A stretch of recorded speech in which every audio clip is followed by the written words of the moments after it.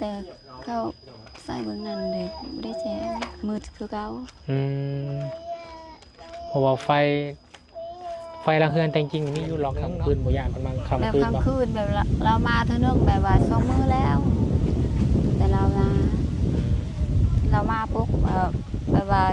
สบายดีพี่น้องเอ้ยเนาะ สวัสดี กำลังล้มเรื่องนี่อาจารย์เลย สวัสดี ล้มเรื่อง ฮะ ความแสงสว่างว่ะเพราะว่า ความแสงสว่าง เนี่ยส่งมอบความแสงสว่างคืออย่างเรื่องล้มเรื่องไฟแต่บ่มีบ่แบบว่างบประมาณที่ว่าเรือยังมาซื้อไฟโซลาร์เซลล์มาใส่เนาะ ง่ายอัน ติดเทนี่ช่องหน้าเฮือน เอามาติดจากมุมนี้เนี่ยมันส่องมุมนี้ก็ได้ ช่องตารางเฮือนตัวเฮือนเจ้านี่ เอามามุมนี้นะให้มันส่องปากันเซลอยู่ จะดิ เหมือน เมื่อตั้งดีไปเมื่อ จังน้อยแล้วเวียกก่อน อันนี้แล้วเวียงแล้วยังกับไปอันนั้นไปเลยก็ได้สบายดีครับพี่จะไปเล่าคนบ่เมื่อตั้งก็แบบอุ้ยมันละเบิ่งเราดึงดูไหม พี่น้องคือ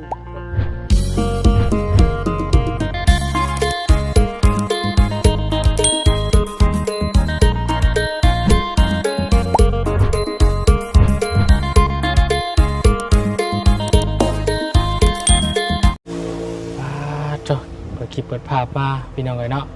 บรรยากาศทางด้านหลังบนนี่แมนเป็นห่วยเป็นห้องพี่น้องเลยเนาะเป็นห่วยเป็นห้องแล้วก็เป็นนาเพื่อนนาซานนาหลังเพื่อนหลังซานเนาะของน้องใจดีพันพี่น้องเลยเนาะซึ่งเป็นที่ไก่กับห่วยกับห้องเนาะยามกลางค่ำกลางคืนมากนี่ก็ไก่ซีมันมืดแน่เปรี้ยวๆแน่พี่น้องเลยเนาะผมมีไฟหรือว่าจังใดเนาะไฟโซลาร์เซลล์เพิ่นนี่ติดทั้งด้านหน้าบ่เนาะเป็นบ่น้องแม่ใจดีไฟโซลาร์เซลล์นะทั้งด้านหน้าบ่นี่เนาะทั้งด้านหลังนี่บ่มีเนาะพี่น้องไอ้ก่อนอื่นเด้อพี่น้องเด้อทางคุณสารวัตรขอโอกาสทักทายสบายดีพ่อแม่พี่น้องเนาะสบายดีหมู่เพื่อนกันบัดสุโขสุขคนสบายดี FC ผู้ใหญ่ใจบุญบัดทุกท่านเด้อยินดีต้อนรับเข้าสู่ช่อง YouTube บบุญสารวัตรมื้อนี้พี่น้องเลยเนาะมาการเกี่ยมงานเนาะของเพื่อนน้องใจดีเพิ่นเนาะสบายดีเอ้ยเป็นยังไงหนาวบ่ อันน่ะจะขอถามนิดนึงพี่น้องเนาะน้องขออนุญาตติดไม้เด้อบุยืนกอดเด้อบุยืนกอดเด้อเด้อบุยืนกอดเด้อเด้อบุยืนกอดเด้อบุยืนกอดเด้อบุยืนกอดเด้อไปที่ยืนกอดเด้อเนาะFC เบิ่งเพิ่นกะว่าแข็งกระด้างเกินไปแล้วนี่เด้อเพิ่นก็บอกเคยเพิ่นเฮาก็บอกเพิ่นเอาเนาะเพราะว่าการยืนกอดเอิกนี่เวลาเฮาถ่ายคลิปหรือว่าโอ้ลมกับผู้ใหญ่เพิ่นก็บ่งามอันนั้นเนาะ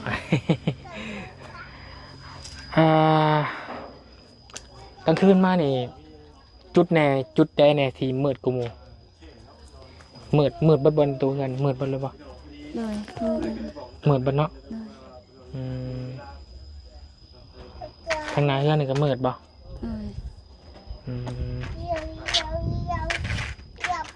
หน้าเฮือนหลังเฮือนเนาะมันมีไฟฟ้าพี่น้องเนาะเพื่อนน้องแต่จริงนี่ไฟบริซองมาเลยปะบ่ขึ้นเบื้องนี่ก็แจ้งอยู่แต่เขาใส่เบื้องนั้นเลยไม่ได้แจ้งมืดคือเขาเพราะว่าไฟละเฮือนแต่จริงมีอยู่หลอกนึงเนาะมันก็จะแจ้งมาอยู่ป่ะแจ้งมาหอดบ่หอดบ่บริซองมาเลยเนาะฮอดแต่เฮือนครัวเขาเอาเดี๋ยวสิเบิ่งปรึกษาหารือกับทางอาจารย์ลาวเขาเด้อแนะนำกันพี่น้องเนาะหรือว่าคุยกันทีมงานเพื่อความปลอดภัยมีเฮือนงามเนาะก็ต้องมีแสงไฟส่องสว่างสวยแน่เนาะครับอีกอย่างก็ทำกลางคืนมากกับมันมืดกับเป็นตาย่านเนาะคิดย่านคิดยังอยู่บ่ชั่วโมงนี้บ่ย่านบ่เลย คือคือยานแหละมีเงินล็อกประตูมาแล้วแล้วก็ยาน คือในตอนนี้ในปัจจุบันนี่ล่าสุดนี่ความรู้สึกของแม่น้องเจดีนี่มีความรู้สึกย่านยังไงบ่ตอนนี้มีแนวพะวงอยู่บ่พะวงว่าเฮาย่านยังอย่างนี้บ่ บ่ได้คิดยาน บ่ได้คิดย่านหยังเนาะ เลย ที่บุญธรรมนี่ก็คิดเพื่อว่าขออนุญาตเด้อ เลย คือผัวเก่าเจ้าผัวพอน้องเจดีเพิ่นนี่เพิ่นก็บ่ได้มาเปลี่ยนเวียนยามค่ำคืนบ่ย่านเพิ่นมาค่ำ แบบ คืนบ่ ค่ำคืนแบบเรามาเท่านึงแบบว่า2 มื้อแล้ว แต่เรามาปุ๊บแบบว่าเราจะคืนดีคืน อืม แบบเท่านึงนั่นแหละ9 โมงเรามากับหมู่เราเท่านึง แต่ใจเจ้าคิดไว้นะใจเจ้า ว้าว มาแล้วเนาะ โดย ก็คื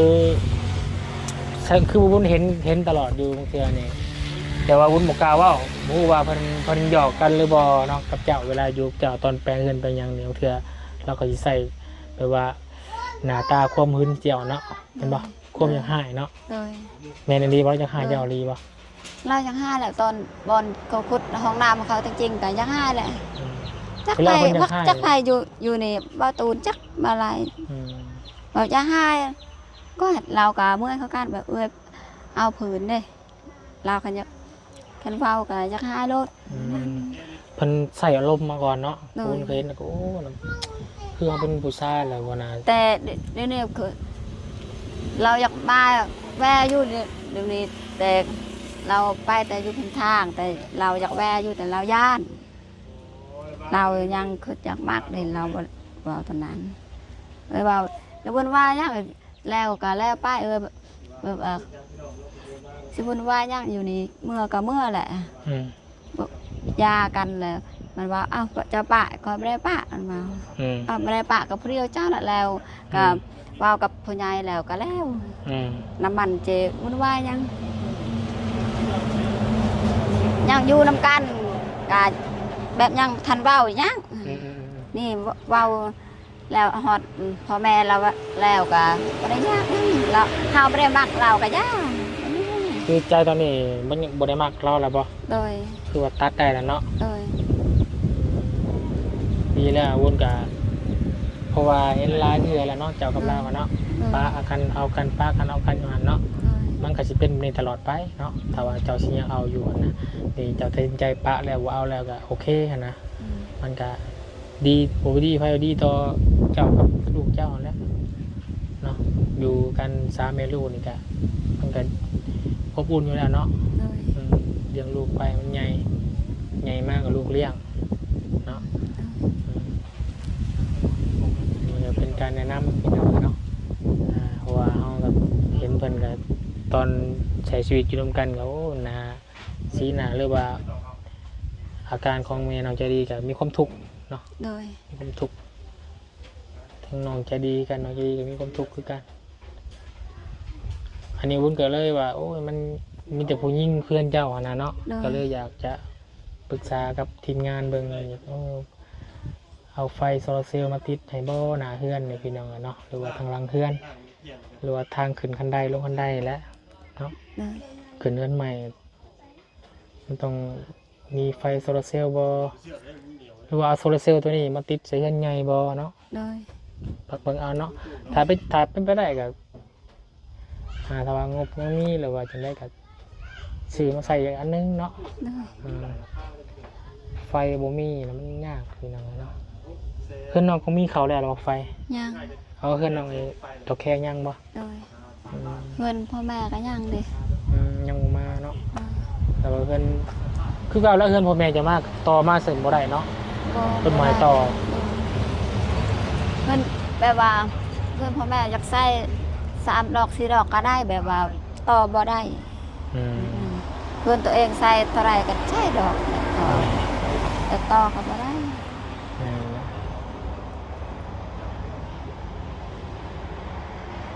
เดี๋ยววุฒิปรึกษาทางบ่าวลาวเนาะอาจารย์ลาวว่าพอสิมีงบเหลือบ่เนาะสื่อหรือว่ามอบแสงสว่างให้กับเพื่อนน้อง ใจดีเพิ่นเพราะว่ามื้ออื่นสิขึ้นเฮือนใหม่ก็ต้องขึ้นมานอนแล้วก็อยากให้มี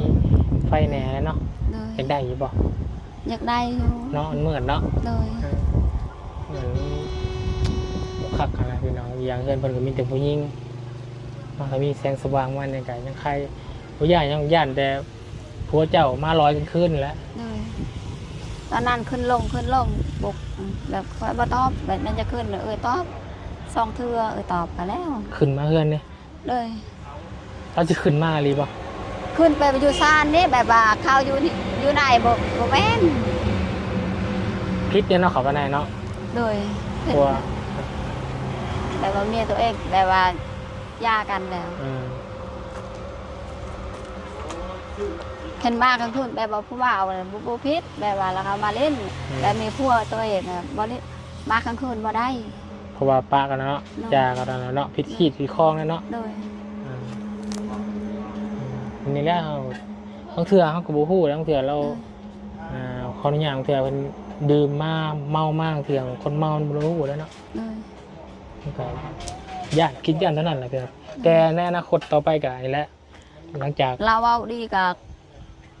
ใจเนี่ยคือในย่านอยู่แบบว่าเราเอาดีกับว่าจักใจเรานะ บางเทื่อมาอ้อยเจ้าเว้าดีเจ้าบางเทื่อเฮ็ดให้เจ้าใจอ่อนเนาะ โดย เทื่อเจ้าก็ฮู้นิสัยพ่อเจ้าดีแหละเนาะ โดยตอนเว้ากันน่ะมันกับปะแบบบ่ปะอยู่นำกันบ่ได้เลยอยู่นำกันบ่ได้ความสุขแต่ว่ากันน่ะมันก็ยังบ่ปะ ก็มีแต่ในอนาคตขึ้นเรื่องในซ่านแล้วก็มีห้องข้างในแหละเนาะมีแต่ล็อกประตูเลยล็อกประตูต่างไว้สบายปานนี้ ลุงหนวดอยู่นี่เนาะ สบายดีพี่น้องเลยเนาะ สบายดี กำลังล้มเรื่องนี่อาจารย์เลย สวัสดี ล้มเรื่อง ฮะ ความแสงสว่างว่ะเพราะว่าเนี่ยส่งมอบความแสงสว่างคืออย่างเรื่องล้มเรื่องไฟแต่บ่มีบ่แบบว่างบประมาณที่ว่าเรืออย่างมาซื้อไฟโซลาร์เซลล์มาใส่หั่นนะ โซลาร์เซลล์อันหนึ่งอยู่นี่ไปใช้อะไรอยู่นี่บ่ยังอยู่นี่บ่ โดย เพราะอย่างมันส่องเพื่อมือขึ้นนอนอ่ะเนาะอย่างมันนี่ นี่ใหญ่ตัวนี้ขึ้นไปอันขึ้นไปก็ได้มันมีอยู่อันหนึ่งเด้ เลยอย่างไปมองคันไดอะไรงั้นเลยเนาะ แล้วคอยเบิ่งก่อนอันว่ามันเหลือเขาก็สิซื้อมาให้อันนึงเด้อพอดีเป็น2อันกับโต๊ะเก่าที่เฮาซื้อมาให้ก่อนนั้นไปหน่อยเนาะสิไปซื้อมาสมมุติว่างบอีหยังมันเหลือ นี่ แล้วก็ เพราะว่าเฮือนตัวนี้เฮาบ่ได้อยู่เป็นเฮือนครัวซื่อล่ะใหญ่เป็นเฮือนใหญ่ ใหญ่เพิ่นใหญ่ ใหญ่แล้วเอาไปเฮือนใหญ่เป็น2อันเลยน่ะเงียงไฟทางไฟคันไดน่ะ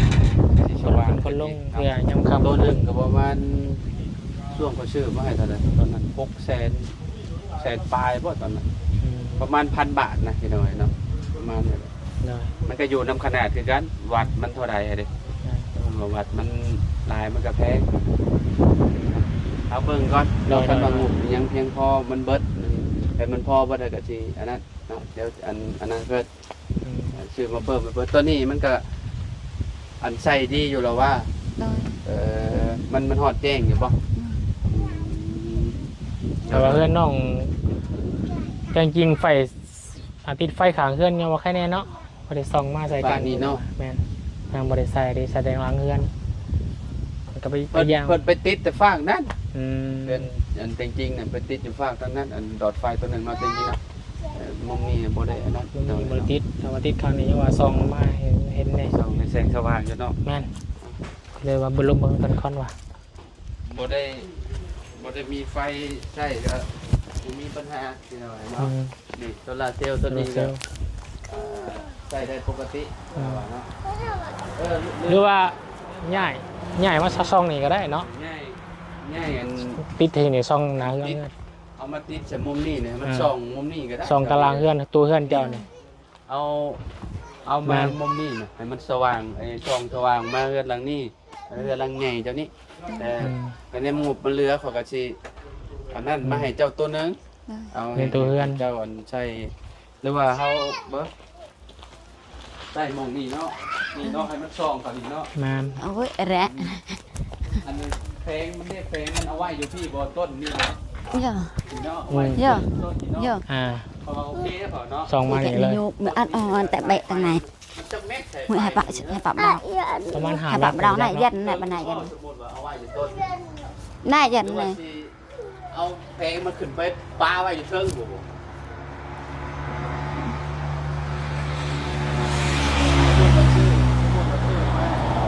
ฟ้าวันนี้เนี่ยอนาคตต้องใหญ่ก็ว่าใบใหม่มาตะปงกันมาอยู่แล้ว เสาอันนั้นก็ได้พุทธเอาเสา ตัง เสาไม้เก่าไม้เอาวันเอามาพุทธนี่ไว้ ฟ้าดีพี่น้องเลย เดี๋ยวนี้ให้มัน ป้า ตาก ปะตางไหนยัน ตากแดดมุมนี้นะเอาขึ้นไปพุทธ ส่องไปเลยบอก นี่นะมัน ส่องไปว่าติ่มๆเลยเนี่ย เอาอันนั้นเอาต้นนั้นขึ้นไปไหว้อยู่เทิงมันนะลุงเอาดอกมันเอาขึ้นไปไหว้อยู่เทิงเอาไว้อยู่ในแค่นี่หรือว่าจะได้ก็ได้สมมติว่านี่เอาพุทธมุมนี้เนาะ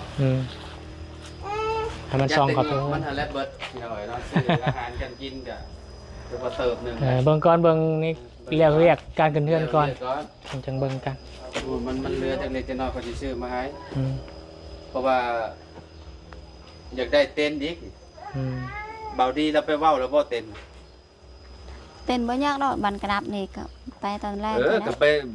บางทีก็เจ้ามีงานหรือก็เจ้าโอ้ก็เจ้าไปบ่ได้ไดต้องไปถามก็เจ้าเมียนแหละ แต่มีงานเขาว่า แม่นแหละสมมุติก็เจ้ามีงานหม่องอื่นนี่ก็บ่ได้ได้ เดี๋ยวเวลาแค่มือนี่ทำนี่ มื้อนี้ได้นี่มื้ออื่นก็ปากันแซวๆอยู่ จะ ได้ ดิ มื้อนี้ เมื่อตั้งดีไปเมื่อ จังน้อยแล้วเวียกก่อน อันนี้แล้วเวียกแล้วยังก็ไปอันนั้นไปเลยก็ได้มันอยู่ใกล้ๆนี่ขี่รถจักรไปแบบเดียวก็ฮอด ได้กับตอนแรกให้เรามาให้ ตอนแรงๆก็เจ้ามากลางให้รถเล่น เลย กลาง 4-5 โมงมากลางเลย 3 โมงกับมากลางหมดแล้ว ทั้งนี้กับการได้เลยเนาะการว่า ได้อยู่นี่ เนาะ เนาะ ตลาดกับมีเนาะหรือว่า บอกถ้ามันได้กลางนี่ก็ได้เนาะ คะแนนว่ากลางมุมนี้ได้กลางมุมนี้เลยเนาะเอากลางมุมนี้เลยไปฮอดพี่เนาะเอาแนวนี่ยาวแบบนี้เนาะได้คือกันสิเป็นหยัง ไม่ใช่ได้ชวน ยาวเนาะ ราคามันก็จะตกปีสมมติแล้วก็ขาฝั่งนึงก็จะตกมุมนี้ พูดนี่แหละแต่ว่าฝนตกมันก็ใช้คาตกมาใส่แล้วกับพี่เลย เอามุมนี้เนาะ ลองมังกรทำมันได้กันมือเดียวพอดีเลย ถามอ้ายเพิ่นนั่นแหละถามพูดถึงว่าเพิ่นกลางเต็นท์พุ่นแหละคันว่าได้เฮาก็เอากลางมุมนี้เลยมองหน้าบ้านจะดีนี่เนาะ แม่น ส่วนหนึ่งกับเขาตลาดเพื่อนเนาะ มันก็เหมาะกันเลยเด้ ส่วนหนึงก็เอาเข้าตารางเรือนนั่งโต๊ะก็เอานั่งได้นะนั่งได้เนาะ แม่น นั่งอยู่พุ่นเนาะ งานได้อยู่ครับ กะเกียมยังแน่แลได้ยังแน่แล้วทีนี้ ไม่ได้ยัง ฮะ ไม่ได้ยังบูฮู้นะง่ายๆยังบูฮู้ เบิ้งตำแหน่งก่อน ผักบัวหัวหอมได้แล้วบ่ ย่าง ไปหาคอแล้วบ่ สภากองเมียไปเดี๋ยวนี้แหละรถมดคอไปแต่เช้านี่เด้ เมื่อเช้านี้เราไปกับ พากองเมียไป กินแหละไปบอก ไปบอกเขานี่ บ่มาแรงนะบ่าวอย่างพูดว่าคนสิมาหลายสำใดแล้วบ่าวสิได้จัดอันพวกอาหารถึกนะพวกลาบพวกหยังแล้ว แบบว่าพี่น้องเดียวกันคนเดียวกันบ่เครือเดียวกันบ่สิมาเฮือนน้องแต่จริงนี่อันเดียวกันบ่ แม่อันเดียวกัน อันเดียวกันนะ คนลาวน่ะโรแมนเดียวกันแต่เป็นคนละเฮือนเลยคนเดียวกัน บ่แต่ว่าสิมาจำเพื่อนเจ้านี่บ่หรือว่าหรือว่าน้อยกว่าเพื่อนจะดีน้อยกว่าเพื่อนจริงๆบ่ โอ้โหคือกัน แบบยังทันทำพอเขาเรียกแบบแต่เช้าเนี่ยเขาไปบอกแล้ว ต้องไปถามในตู้พุ่นเนาะถามไม่ถ่ายพุ่น ทำอะพอเขาเรียกบอก ถามมันเบาดีเพราะนั้นเราเป็นคนไปเล่าเนาะ เลย มันเราไปได้จากหลังคาเฮือนแล้ว เลย เนาะหรือว่าไปรอบเช้านี่จบรอบแรงเลยบ่หรือว่าเราอยู่บ่ซะเบา อยู่ ดี บอดี้ ห้องเบาดีมาอันเมโต้ให้เบาดีมาพี่เนโต้ อันนี้บ้าโอเคไปเรียง พอน้องเลี้ยงน่ะไปแล้วบ่ ปะ กำลังสิมา โอ้ไป เอาไปแล้ว กำลั แต่ ง เช้า ที่ แต่เช้าเนี่ยไปเล่าแล้วคนยันไปโอ้ มาแล้ว แล้วก็อยากพูดว่าเราไปเล่ารอบเดียวรอบแรงก็บ่ได้ไปบ่นะแบบ เมื่อวานนี้น้องยังกับแม่เท่าไปบอกคนบ้านทหารบ้านรัวเลยบ้านรัวเลย เมื่อยปะ ไปน้องเลี้ยงไปกับแม่ตู้ของวันไปลาของสบายดีครับพี่จะไปเล่าคนบ่ เมื่อtao có bạn suy mới lại bờ nào đừng đúng đấy พี่น้องคือแบบเขาเนี่ย ลายบ่ คนลายสำได้สำแบบเขาลองเรียนไปจริง สำนั่นเนาะ chiều nào kia ประ rồi มาณ30เนาะ30สุดเนาะ30 30ปลายซะ เขาไปบอกลายนะ เอา35ซะ มีแบบเมียนแบบ เขาสิเห็นมีซุปมีดิบเนาะเอาแบบซุปแบบดิบในลาวคือเก่าแหละหน่อยเนาะใครหมักแบบใดก็กินนะสมมุติว่าหมักแบบซุปกับกัว tất cả เอา đâu có mi bạn kì มีแต่สุเจ้า1เข่าเนาะ นั่นนี่จะมาตั้งที่ปากนาตัน ไก่ นะ ยังจุ๊บเจ้าก็มีอยู่ เตอะเลยจะเตอะเลยแต่ปากไก่ ติดตามที่ มานาม เปิดนั่นแหละก็คือรอบแรงจะบ่ได้ไปอีกบ่คือแบบจบแล้วบ่บ่ได้ไปเราปานนี้บ่ พอได้ไปเขามีแต่เขาไปซื้อมูจะหน่อย เฮาอยากให้เจ้าแวะไปเบิ่งอันนั้นนะแวะเบิ่งเต้นแล้วก็คันว่าได้แล้วก็เจ้ามานี่เลยเดี๋ยวมากางให้เลยยามแรงเนาะ โดยนั่นไม่ได้ตูน้องเอาสิเขาก็บอกเขาบอกเขาได้ nào làm đó ดูอันนี้ก็แล้วแต่เจ้าภาพเนาะคันว่าเจ้าภาพมีเงินก็ม่วนอยากม่วนก็ม่วนเนาะน้องจะดีมีเงินอยู่บ่ บ่อันนั้นเช่นเรื่องเงินที่ดังก็ได้ติดนี่เอาก็ได้ตูเพราะเขาแม่จีดีนั่นมันเครือข่ายบ้านใครนั่นเราก็ได้ มีเงินอยู่บ่เงินเหลืออยู่บ่ที่ให้ตอนนั้นน่ะ con ăn mất phải sư xin phải sư học phải lọc cái nó một phát có mất ห่วย sabu nè xin เพราะเป็นอะไรที่เป็นอาชีวะนำเล่าว่ามึง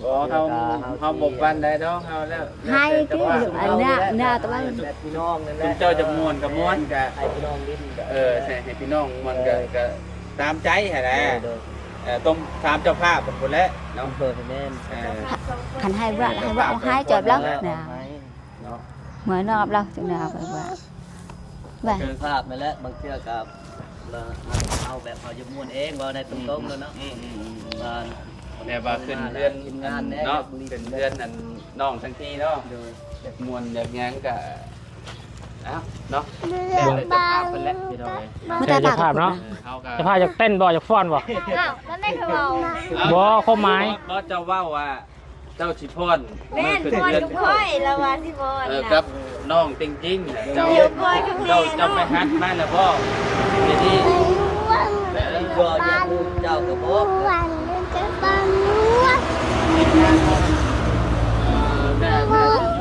คนอยู่ như vậy ไปหุ่นป่ะเอาแรกไปหุ่นป่ะไปพี่น้องเราจะ มาลงเลยตอนแรก นี่แหละพี่น้องกำลังพูดคุยเนาะอารมณ์เรื่องการเกียมเนาะทางอาจารย์ลาวแล้วก็เรื่องฟืนเรื่องไฟมาให้ทางน้องเพิ่นเนาะเดี๋ยวก็เบิ่งเวียกตัวจริงก่อนพี่น้องเนาะ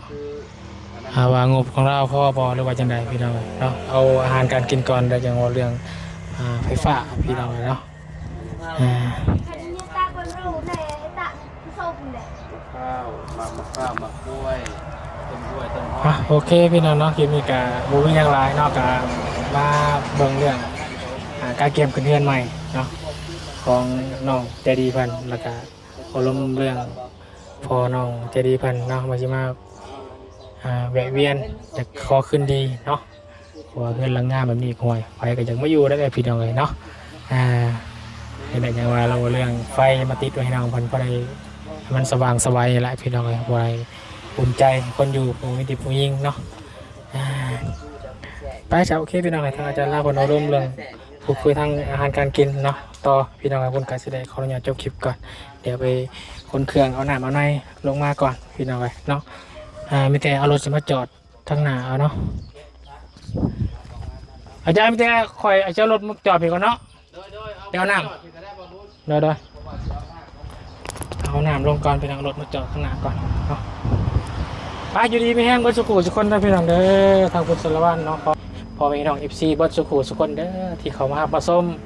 เป็นกำลังใจกับคุณสารวัตรและทีมงานของเบิร์ดสุขุสุคนในเมืองนี้เนาะเอาอยู่ดีไม่แห้งเบิร์ดสุขุสุคนโศกมันลำรวยเด้อวันนี้ก็เป็นมืองามยามดีกาเกียมมืออื่นแห้งดีกว่านี้เนาะ แต่ว่ามื้อนี้ก็เป็นมื้อลำมือรวยพี่น้องเอ้ยเนาะบุกหวยรวยเบอร์พี่น้องเอ้ยเนาะสิออกอีกบ่6677นี่พี่น้องเอ้ยเนาะจังได๋ก็สิลองเบิ่งพี่น้องเอ้ยเนาะ ขอให้ได้ให้โดนในพี่น้องเอ้ยเนาะพอได้ค่าน้ำมันเนาะไปอยู่ดีไปแห้งส่งมาทำรวยด้วยพี่น้องเด้อสบายดีนี่เครื่องน้ำพี่น้องเนาะถั่วฟุ้งถั่วโฟมน้ำหวาน